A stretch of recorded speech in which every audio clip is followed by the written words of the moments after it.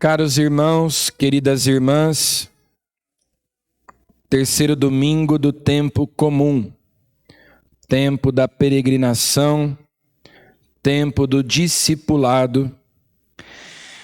Como nós já sabemos, o tempo comum começa com a festa do batismo do Senhor.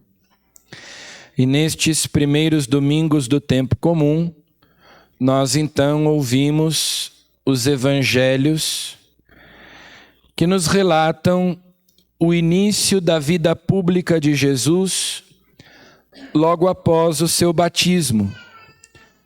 Jesus foi para a Judéia, onde João Batista pregava e batizava no Rio Jordão. Quando Jesus foi batizado, aconteceu uma epifania.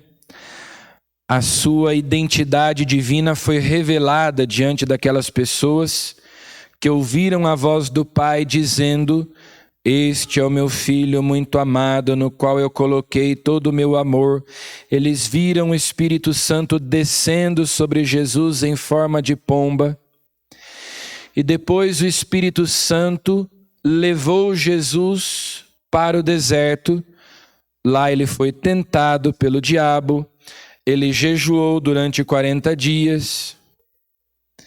E depois Jesus começa a pregar. Se nós considerarmos apenas o Evangelho de São Mateus, nós podemos ter uma compreensão equivocada da cronologia dos fatos. Nós precisamos cruzar o que nós ouvimos com informações dos outros evangelhos, especialmente do Evangelho de São João, porque parece, pelo que nós ouvimos, que Jesus saiu andando e de repente ele se encontra com aqueles pescadores, Pedro, André, Tiago, João, e ele faz aquele convite para eles deixarem tudo e o seguirem, e eles, sem nunca terem visto Jesus, imediatamente o seguem, o que não faria muito sentido.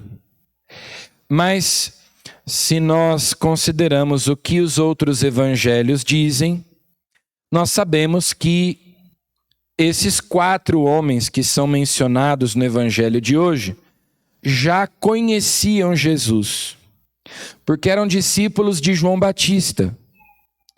E o próprio João Batista tinha falado de Jesus para os seus discípulos, dentre eles André e João, e André e João estiveram com Jesus, falaram com Jesus. Depois, André apresentou o seu irmão Simão Pedro a Jesus, João apresentou o seu irmão Tiago, e eles começaram a frequentar Jesus. Ali começou uma amizade, ali começou o seguimento. E eles ouviam Jesus, até que chegou esse momento em que Jesus, depois de vários meses, provavelmente até depois de 1 ano, Jesus fez esse convite, esse chamado para eles deixarem o seu emprego e se tornarem pescadores de homens, ou seja, se tornarem pregadores, evangelizadores, se unirem a Jesus, caminharem com Ele, deixarem suas casas.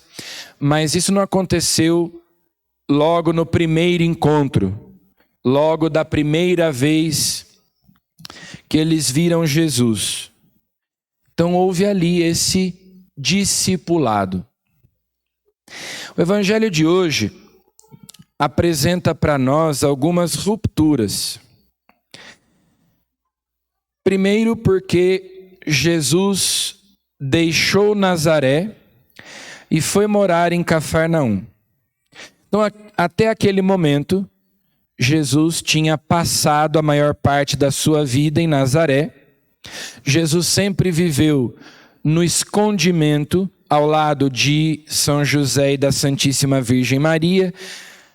quase sempre naquela pequena aldeia que era Nazaré. A vida de Jesus era uma vida comum. Ele vivia ali na companhia de seus pais, portanto, uma vida familiar, também uma vida profissional, porque Jesus era carpinteiro, assim como São José. A essa altura, pelo que nós sabemos, Jesus já era órfão, Nossa Senhora já era viúva, porque São José já tinha morrido, e viviam os dois ali em Nazaré, Jesus e Maria. Mas acontece então essa ruptura. Primeiro Jesus vai ser batizado por João, mas, diz o Evangelho, ao saber que João tinha sido preso, Jesus voltou para a Galileia, deixou Nazaré e foi morar em Cafarnaum. Jesus se torna hóspede na casa de Pedro e André. Então essa é uma primeira ruptura de que fala o Evangelho de hoje. É um momento decisivo na vida de Jesus e certamente um momento muito doloroso tanto para ele quanto para sua Mãe Santíssima, a Virgem Maria. Porque Jesus era tudo para ela, não só porque ela era viúva e ele era o seu único filho, mas porque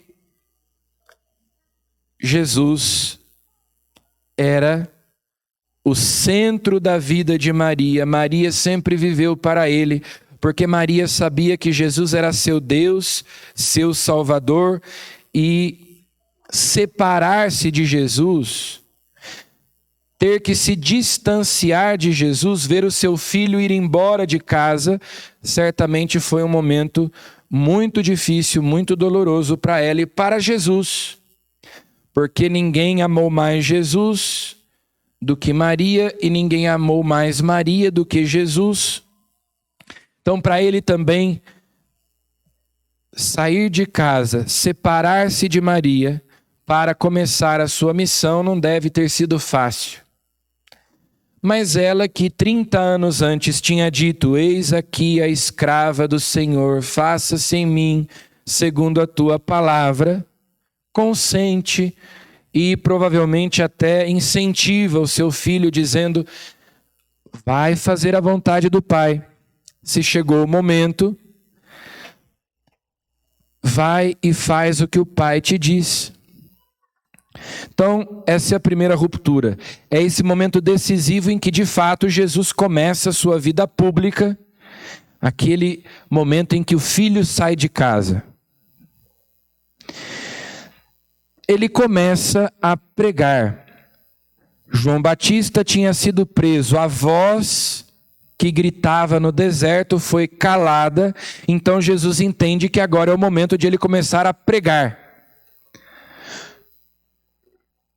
A pregação de João Batista, se nós voltássemos um pouco antes, consistia no seguinte: o que é que João pregava? Ele dizia: convertei-vos, porque o reino de Deus está próximo.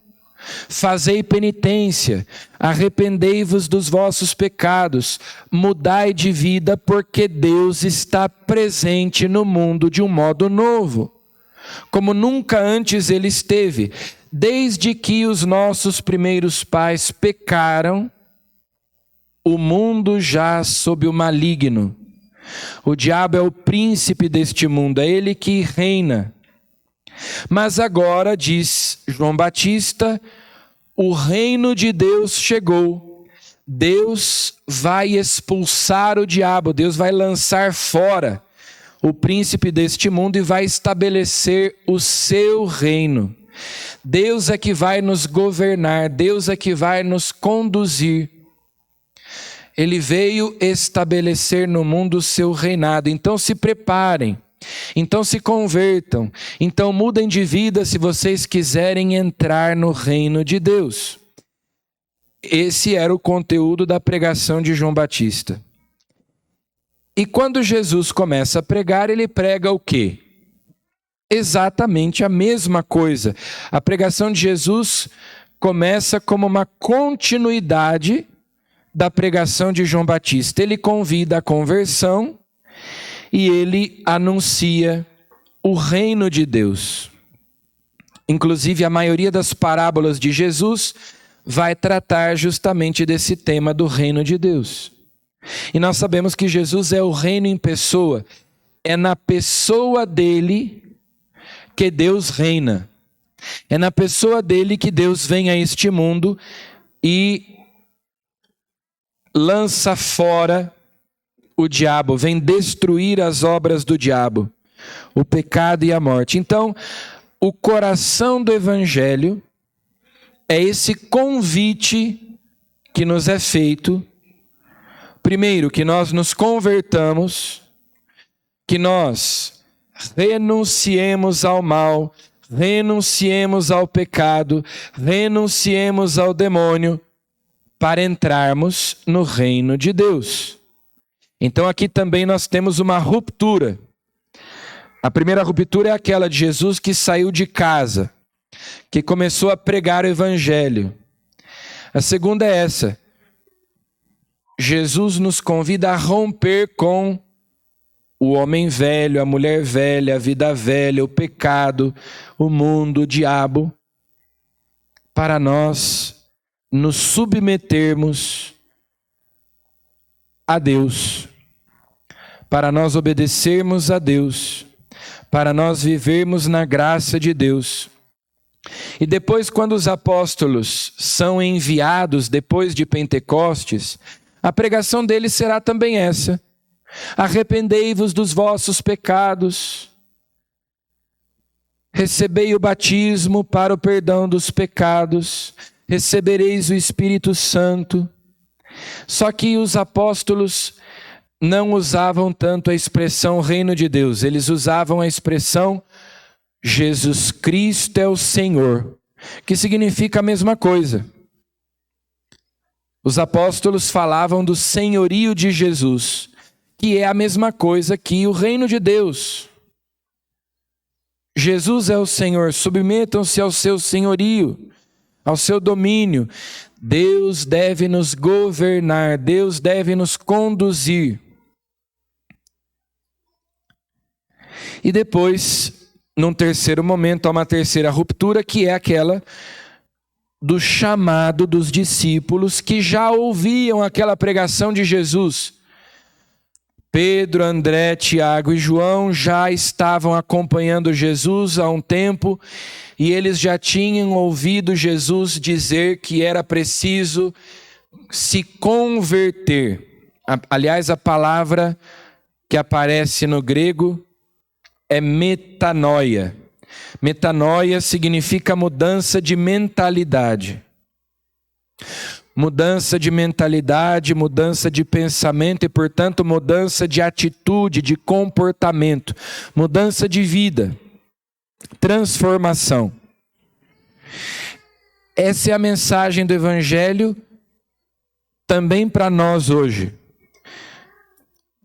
Se eu penso que não preciso de conversão, se eu penso que não preciso de mudança de vida, se eu penso que não preciso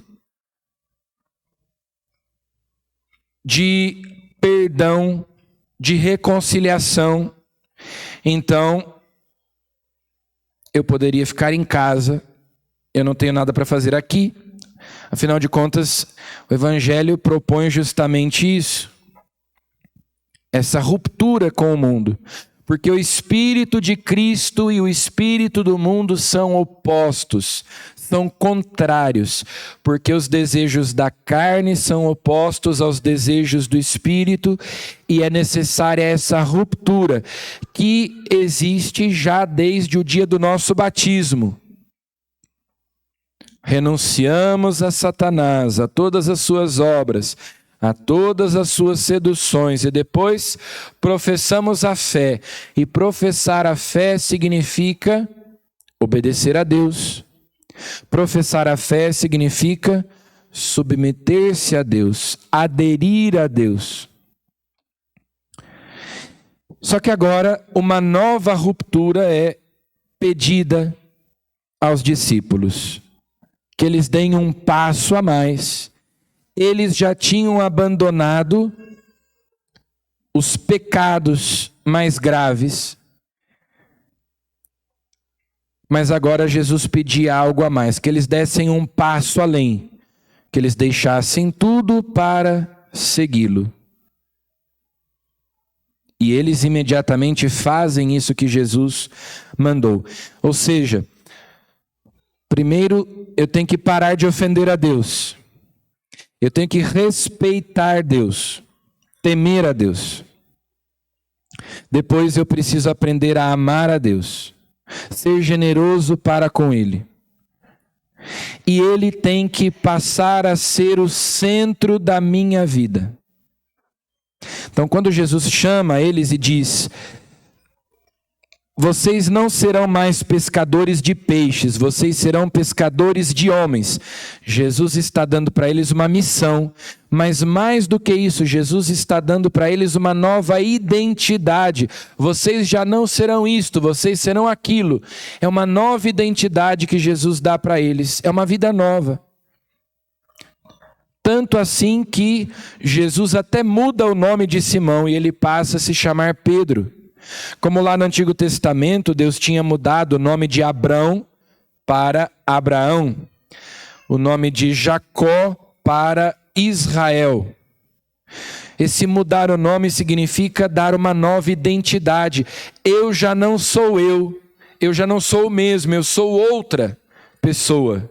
Na verdade, nós, ao recebermos essa vida nova, ao nos encontrarmos com Cristo, nos encontramos com o nosso verdadeiro eu, quem nós somos de verdade, porque o pecado nos desfigurou. E Jesus vai restaurando em nós a imagem e semelhança de Deus. Então Deus vai restaurando o projeto original de Deus. Nós vamos descobrindo quem nós somos de verdade. Por isso é uma nova identidade que nós recebemos. Todo cristão, assim como os discípulos, precisa ser apaixonado por Jesus. Mais do que simplesmente ouvir algumas palavras que ele diz, ele precisa se tornar o sentido da nossa vida, o centro da nossa vida, a razão da nossa alegria. De modo que a nossa vida já não tenha sentido sem ele. Foi isso que os discípulos fizeram. Esse abrir mão de tudo, deixar tudo para seguir Jesus. Até então, eles ouviam a pregação de Jesus: convertei-vos, crede no Evangelho, o reino de Deus está próximo. E eles procuraram viver assim, mas chega esse momento, essa nova ruptura, em que eles precisam transformar Jesus na única razão de viver deles. Jesus passa a ser tudo para eles. E a vida deles já não tem sentido se não estiver em Jesus. E esse é o caminho do discipulado que nós também devemos trilhar. São necessárias essas conversões, são necessárias essas rupturas para nós chegarmos a uma vida cristã mais perfeita, na qual Jesus seja de fato o centro de tudo. E é assim que acontece concretamente o reino de Deus, o senhorio de Jesus na nossa vida. Ele passa a reinar, ele passa a governar. Toda a nossa vida é ordenada para ele, voltada, direcionada para ele. E eles acompanharam Jesus. E Jesus se tornou a sua vida.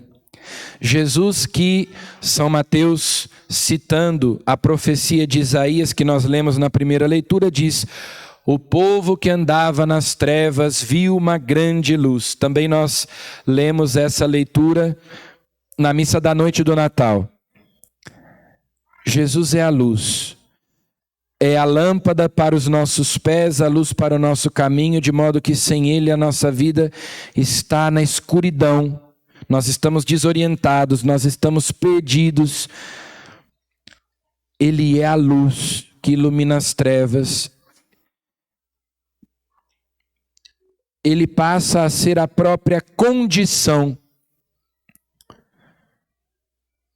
de nós existirmos, de nós vivermos.